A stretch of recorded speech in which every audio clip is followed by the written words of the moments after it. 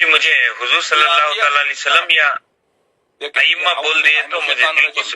ان اللہ استفا، اللہ تعالیٰ نے سلیکٹ کیا، اللہ تعالیٰ نے برتری بخشی ہے، اللہ تعالیٰ نے چنا ہے، اپنے لیے خاص بنایا ہے، آدم کو، نوح کو، آل ابراہیم کو، آل عمران کو، تمام جہان والوں پر۔ تو ہمارے نبی صلی اللہ علیہ وسلم کا کیوں ذکر نہیں؟ ان سب سے تو افضل ہے، ہاں ان سب سے تو افضل ہے، آدم سے افضل، نوح سے افضل، ابراہیم سے افضل، اور ان کا اہل بیت بھی ان سے افضل ہے، ان کا کیوں ذکر نہیں ہے؟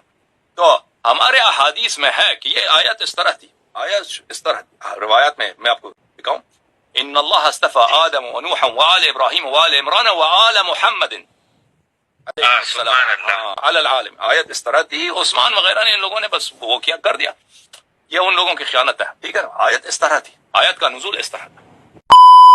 علی العالم، آیت اس طرح تھی، عثمان وغیرہ نے ان لوگوں نے بس وہ کیا کر دیا،